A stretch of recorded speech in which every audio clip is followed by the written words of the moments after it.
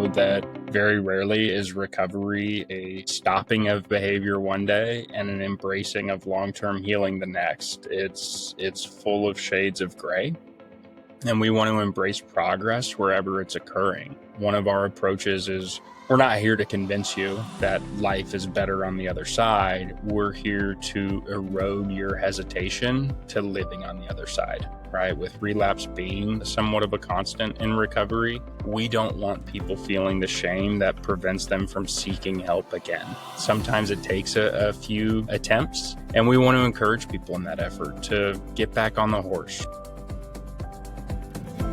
So in December of 2020, I tried to cold turkey it, right? The advice of friends, where it came from a place of love. The idea of just stop is ultimately not great advice, but it's what I chose to run with. And after, I want to say 3 or 4 days of not having drank any alcohol, I didn't know that was the real dangerous window for, severe and acute withdrawal. And so I was actually out shopping, doing some Christmas shopping at Target here in Oklahoma City, and I dropped from a seizure and ended up in the ER and bit several holes through my tongue, which is less than pleasant. And that was a real wake-up call.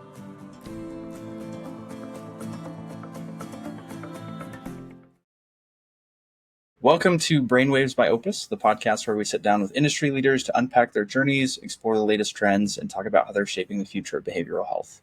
I'm your host, Sean Rickenbacker. Today, I'm joined by someone whose personal journey exemplifies resilience and purpose-driven innovation in recovery. Ray Wolber is the founder and CEO of Slate Recovery in Oklahoma City, an intensive outpatient addiction treatment and behavioral health program. Ray's path into this field is deeply personal. After struggling with anxiety and alcohol dependency for years, battle that hit a crisis point during the isolation of 2020, he made the courageous decision to get help. In July 2021, Ray poured his last drink and checked himself into detox, emerging hopeless, defeated, and broken, yet determined to rebuild his life. With a new lease on life in sobriety, Ray left a successful corporate staffing career and was inspired to create Slate Recovery as a beacon of hope for those facing the storms of addiction and mental health challenges. Slate's mission is simple: to provide a profound and life-changing recovery experience for people battling substance use disorders. Under Ray's leadership, Slate Recovery emphasizes dignity, community, and compassionate guidance at every level. Doing the right thing always comes first, along with the safety and well-being of those they serve. They've even embraced innovative approaches like virtual outpatient programs to make care accessible no matter where you live. I'm super excited to have you on the show, Ray. Of course, we'll be talking about your personal journey from addiction recovery and why you founded Slate, how your team is redefining care by honoring each person's unique story and strengths. Ray, welcome to Brainwaves. Thanks for joining us. Let's go ahead and start at the beginning of your story. In your own words, can you share how your journey unfolded and what ultimately led you to where you are now? Yeah, thank you, Sean. Happy to be here, and thanks for inviting me on. I think the short version of my story starts in the pandemic, but truth be told, my entry into anxiety and ultimately into alcoholism started after I graduated college. I was telling our group last night that I remember asking my roommate after graduation if he ever felt scared for no reason at all. I didn't have the language for anxiety and really didn't know what was going on, and if I could turn the clock back and go back to that moment and approach things differently with a more informed lens, I'm sure I'd like to, but I'm happy with where things are currently and proud to be at Slate and help others who are trying to navigate this journey. Absolutely. I love that. I think a lot of people felt similarly with, growing up. Maybe you don't have that language, and especially as you start to enter the big scary world through college and your career, you start to realize these things that how you view the world, how you feel, and you're starting to uncover these things about yourself. So it's awesome to hear a little bit more about your journey. If you don't mind, will you tell us a little bit in detail about your experience during COVID? I know we had discussed it, Pathways to Innovation. Yeah, absolutely. Yeah, so COVID really, I tell people it just sent life sideways for me. I was so focused on my career at that time. I was in corporate staffing and recruiting. And I think one of the challenging things that COVID presented was limiting my identity to who I was at work. My sister was pregnant with her first child at that time, and so I was trying to take the quarantine and the safety measures very seriously. And so I had committed to staying at home and limiting myself in that way to be safe for her. And the living alone and the isolation held up a mirror to my anxiety and ultimately my depression and some of the fruitlessness that started to emerge just being someone whose sole focus was professional. So emptiness started to creep in. I realized that I was low on hobbies and certainly low on things that I did for fun that did not involve drinking. And so yeah, the mental stagnation of just being at home all the time, where your work life and your home life ultimately blend to where you kind of feel like you're always at the office. That just started to weigh heavy on me. And to try and silence some of that anxiety and some of those unpleasant thoughts, I turned to vodka. And before I knew it, the latches of addiction were in. The cravings were there, the withdrawals were there, and ultimately a full blown addiction had emerged. I appreciate you kind of giving us a little bit more insight. I think a lot of people felt very similarly during COVID, especially what you said about the isolation, and a lot of people going remote as far as bringing the office home with you.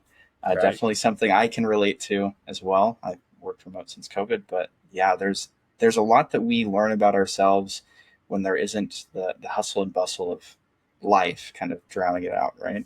Right. Yeah. Tell me, what was the turning point for you during that journey? Yeah. So in December of 2020, I tried to cold turkey it, right? The advice of friends, where it came from a place of love. The idea of just stop is ultimately not great advice, but it's what I chose to run with. And after, I want to say, 3 or 4 days of not having drank any alcohol, I didn't know that that was the real dangerous window for, severe and acute withdrawal. And so I was actually out shopping, doing some Christmas shopping at Target here in Oklahoma City, and I dropped from a seizure and ended up in the ER and bit several holes through my tongue, which is less than pleasant. And that was a real wake up call. So from there, I took a month off of drinking, and being new to recovery and not understanding what the recovery process entailed. After that month, I had it in my head like, okay, I've got this thing kicked, I'm good to go. And I started drinking again.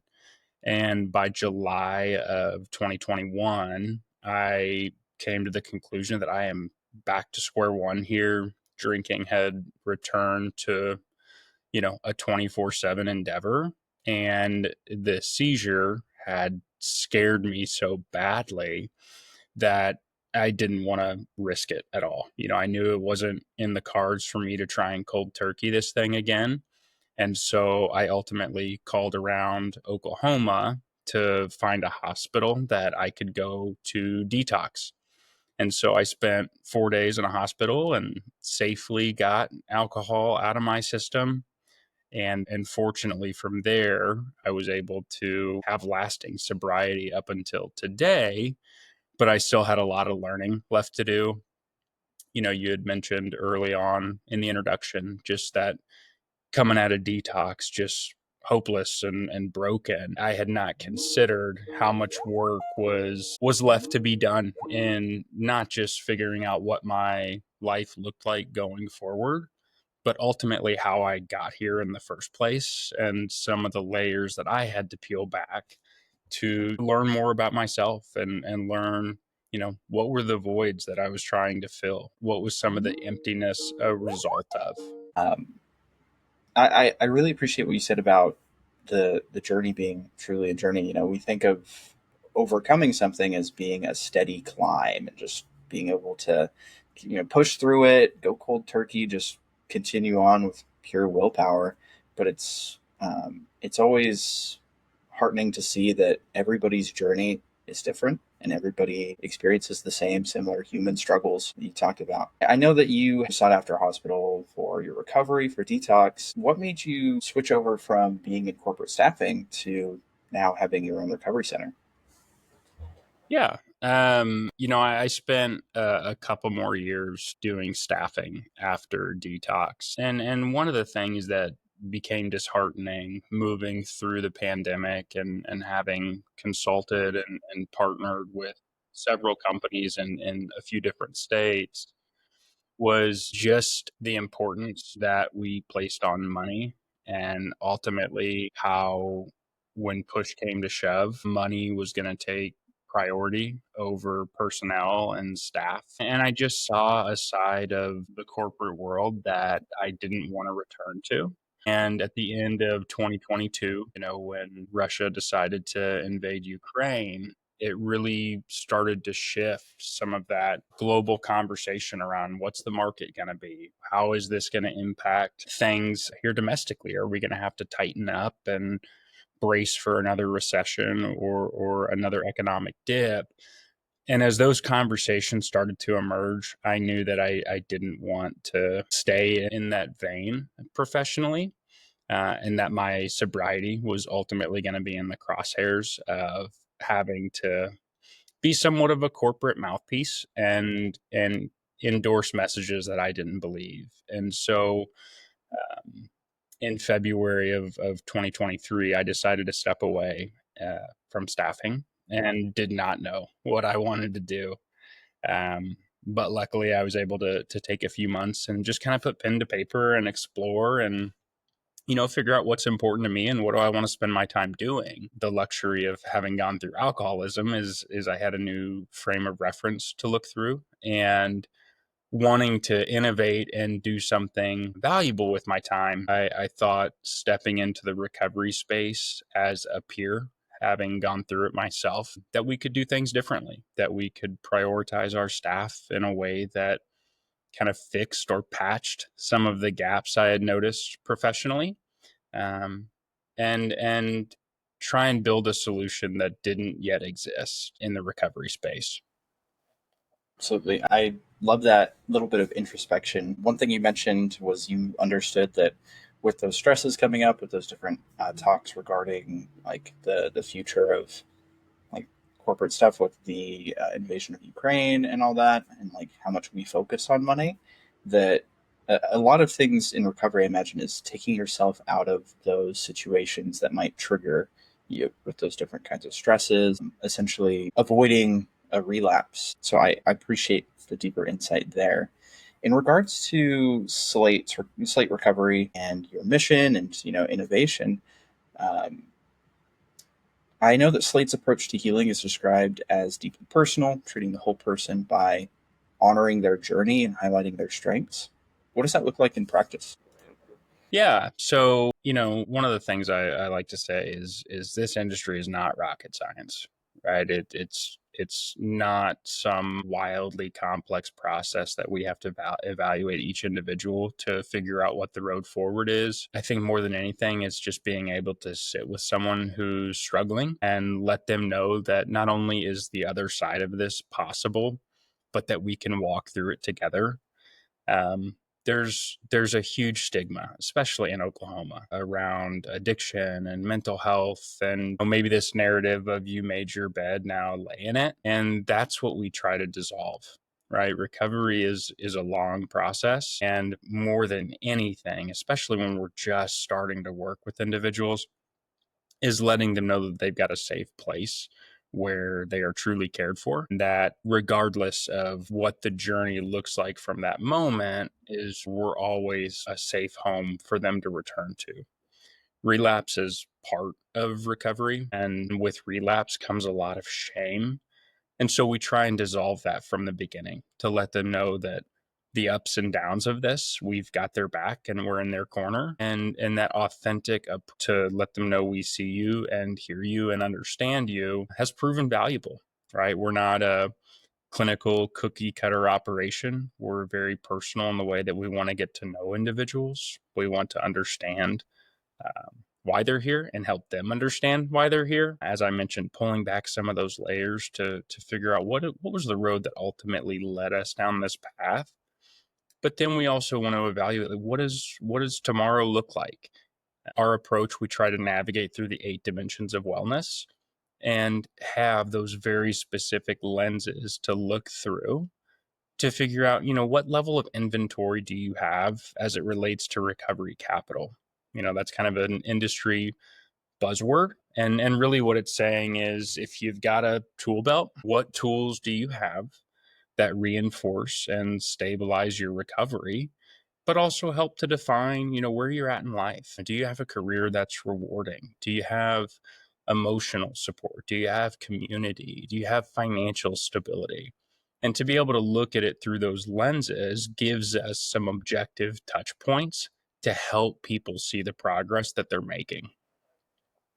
I love that. I love what you said, where you feel like, especially in Oklahoma, there's that mindset of you made your bed, now lay in it, as a very individualistic like approach to life. Like, you did this, you're the one that has to fix it now, and kind of shifting that, taking the stigma away, and essentially giving people a community. You said we're here for you during your entire journey, essentially giving people that support that they need throughout their journey. I love that. You mentioned, I think it was the 8 levels of wellness. Is that what you said?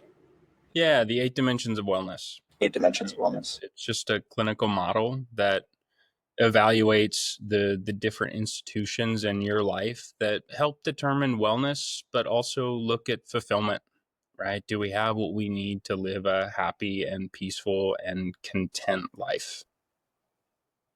I think that's awesome, especially as it pertains to long-term recovery. Like you said, relapse is a part of recovery, but we want to make sure that people have that purpose. You mentioned before Slate Recovery is all about innovation. What are some different ways that you're innovating in the recovery space for the people that you serve?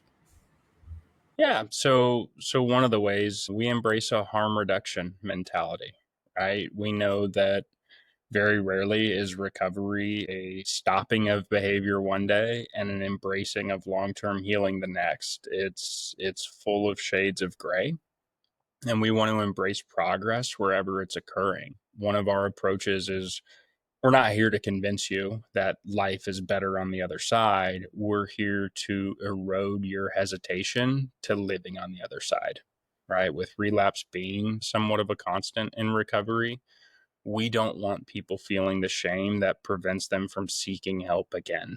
Sometimes it takes a few attempts, and we want to encourage people in that effort to get back on the horse, right? It's not something where if you relapse, you got to start all over and have some level of shame that prevents you from returning to care.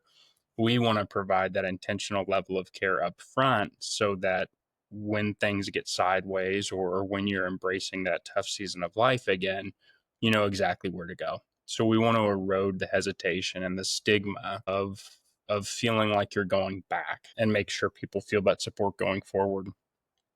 We want to offer services virtually. If COVID taught us anything, it's that a digital world is efficient and it's accessible. And so in Oklahoma, outside of Tulsa and Oklahoma City, we have a lot of rural areas that don't have resources. So to provide an intensive level of care in a virtual setting where, you're not having to uproot your life or lose your job, we can blend in to the daily minutia of life and be a complement to what's going on, not a massive pivot point to where we've got to rebuild the wheel after you get out of treatment. We also incorporate recovery coaching into our programs. So in every one of our groups, we'll have a licensed clinician, but also a certified recovery coach. And that recovery coach is a peer in recovery, and they're able to support and reinforce things outside of the clinical setting.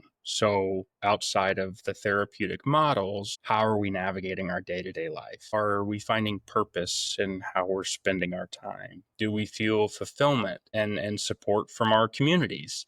Right? Really having that dedicated peer approach to complement the efforts of the clinician has proven to be a pretty successful model for us. I think that's awesome. I love what you've done as far as kind of creating a virtual outpatient program. It sounds like you want to make sure that location's not a barrier for people, especially those that live maybe in rural parts of Oklahoma, that you're able to offer those virtual programs for them. You also mentioned before, I know we talked about tackling stigma around addiction, approach stigma busting, for lack of a better term. Yeah, I think that's it. Stigma is a very public reality in our industry, but how we internalize it is very private, and how it drives our decision making is a personal choice too. And so I try to be very vocal in being in recovery. I think some of it is dissolving the illusion that everyone in recovery is panhandling, right? They've just reached the bottom of the barrel. I try to shine a light that some of the most successful people in our state are in recovery, and it's nothing to be ashamed of. I think one of the things that we have to explain to people not in recovery is I didn't choose this, right? Like I didn't start drinking with this grand plan to become an alcoholic. Yeah. I started like most in a recreational way, and ultimately that internal narrative started to flip when my substance, in my case vodka, started to fill a hole, and it became a tool for me. Right? If it could eliminate my anxiety in a way that therapy couldn't, well, now my happy hour is extending into the evening because it's bringing so much more comfort into my life. And so explaining to people that it's not some massive self-sabotage effort when it starts, but ultimately that vice or that tool becomes a survival mechanism. When you're in the heart of addiction, it's not this intentional effort to alienate loved ones or to fall short of job expectations. You're truly in survival mode, and you're doing the best you can to just make it to tomorrow. And so yeah, some of that stigma is just educating individuals on what addiction actually is and what it's not, but also shining a light on the idea that we do recover, we do become, very productive and successful members of society. And yeah, some of the icons and heroes that we see in our lives are in recovery too. And there's nobility and honor in that journey, and I think it provides a lot of humility. I mean, if you're in recovery and want to feel at home, go to an AA meeting. I mean, I don't know if there's a greater common denominator among peers in recovery as far as building just immediate trust and feeling safe in a space full of different people. It's a very unifying disease in a pretty unique way. I appreciate that insight a little bit more into the tackling stigma at Slate. As far as Ray, I know you come from a business leadership background, and you're someone who's in long-term recovery yourself. How have those two sides of your experience, the corporate management side and the personal sobriety side, influenced the way you run Slate Recovery for your employees?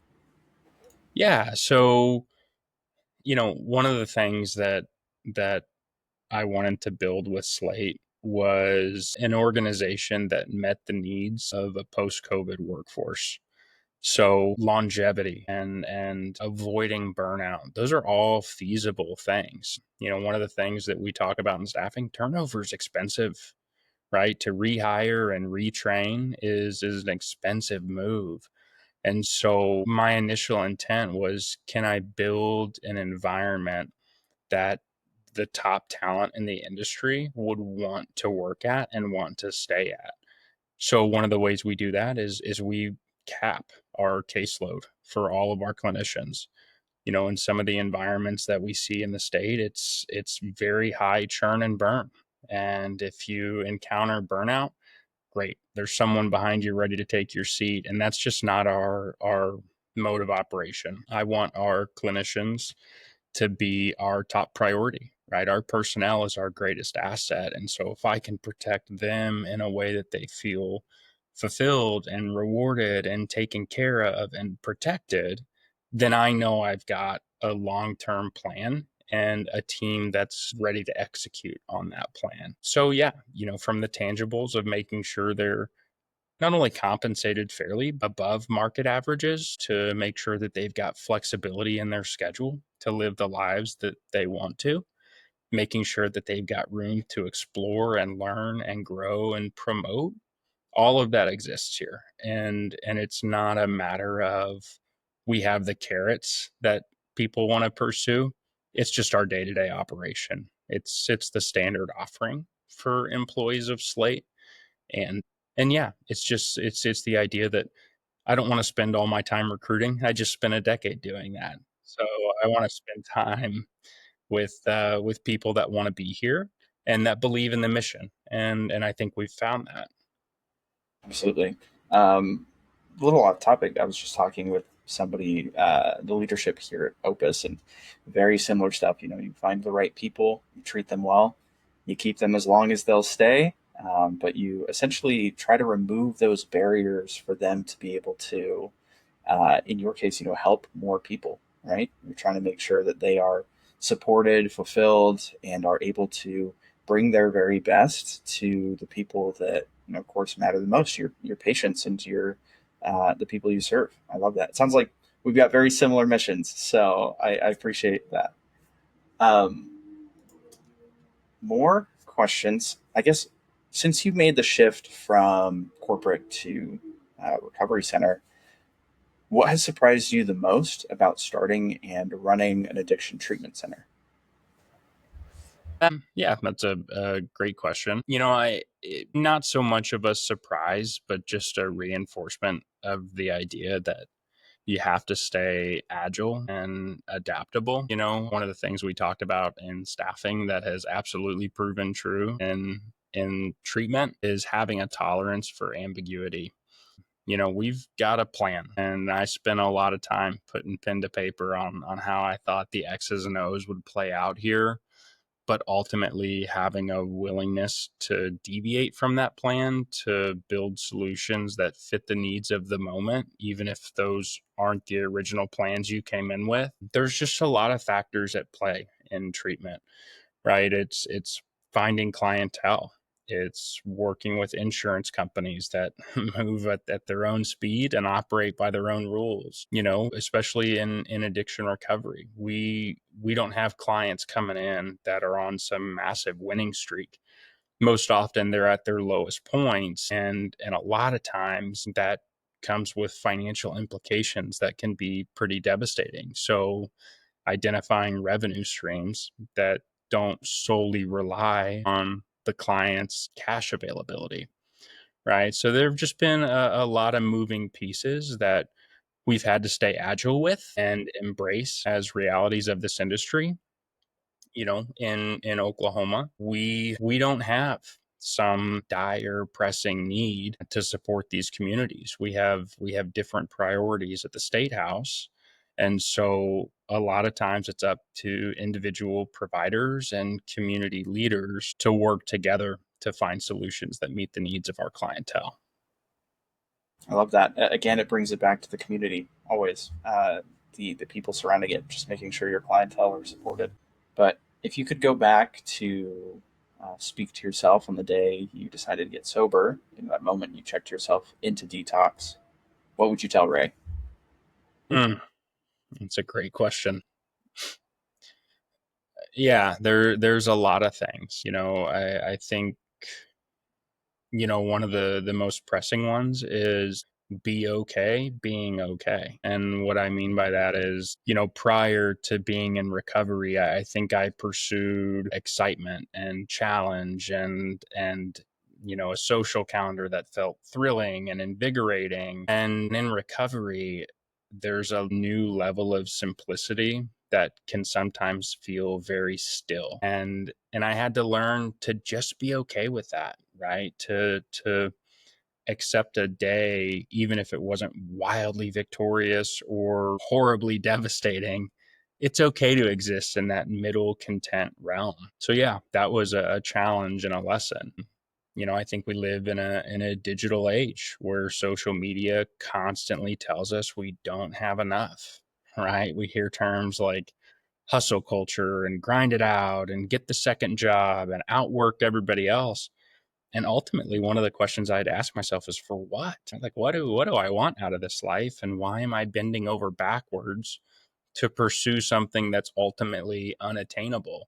And so learning to find contentment in my life and to be okay sacrificing what could be financially promising for just something that's personally fulfilling. One of the questions that we ask a lot here at Slate is, what do you do for fun? And if you want to stop most adults in their tracks, ask them what they do for fun that doesn't involve alcohol. Right? We've become a society that is so fixated on work and money and more and keeping up with the Joneses that now live in our pockets and on our phones. And I had an old boss at OU, the University of Oklahoma, who said comparison is the thief of joy. And that's so true. So how can we find personal satisfaction and be okay not having everything? Um, and so, yeah, it was really a rebranding of life in the way that I had to be okay looking in the mirror and realizing that I'm never going to have it all. And there's no sense in, working myself to death for things that ultimately aren't that important to me. So, yeah, there were a lot of lessons that came into play. Patience, right? Recovery takes time.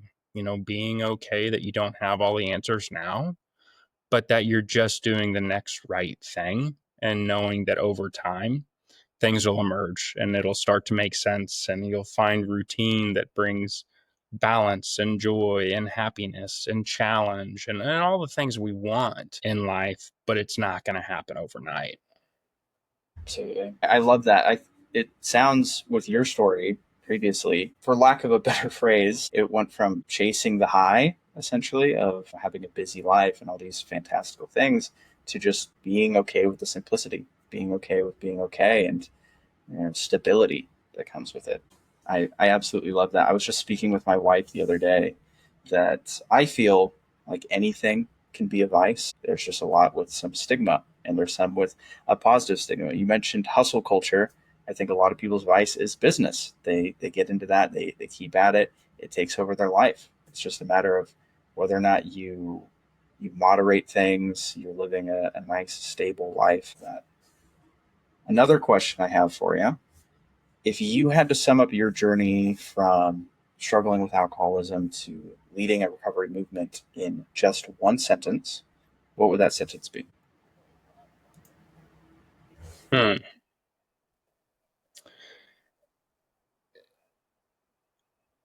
Golly, yeah, boiling it down to one sentence is a task. I think today it's operate with decency. I think there's an appetite in our society for authenticity and for decency and not this constant competition with those around you. Yeah, respect goes a long, long way. And I think we forget that sometimes. We exist in a country where somehow in a pandemic, wearing a mask became a political gesture, right? And we have this line in the sand that a lot of people are committed to never crossing. And the reality is there's a whole lot more that we have in common with one another than we do that differentiate us. And so being decent to the people around us is a fulfilling task all in its own. We try to boil down, what's the purpose of life? Well, why are we here? Right. And you get a whole litany of answers. But I think among our staff, it's just to treat people well and allow the ripple effect of that to do the work that we could never do ourselves.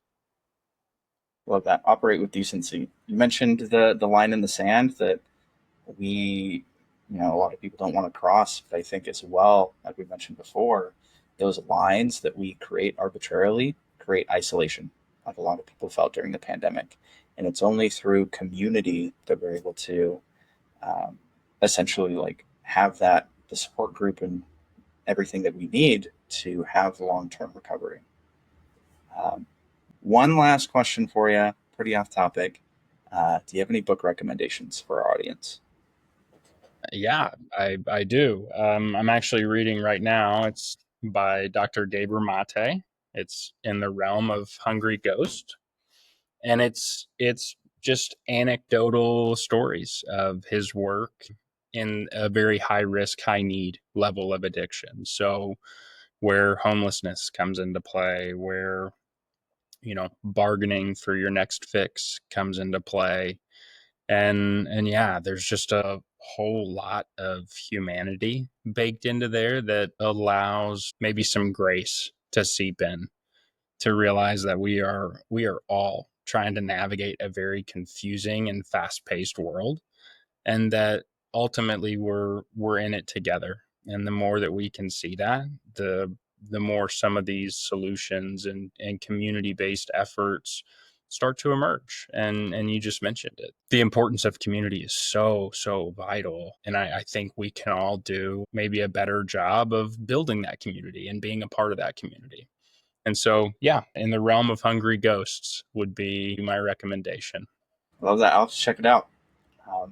Ray, thanks so much for your time. It's been great to hear about your journey and, of course, Slate Recovery. And I'm sure our audience will have a lot of will get a lot of great insights from how you're running Slate Recovery and the innovations you're doing in the space. So thanks again for joining us.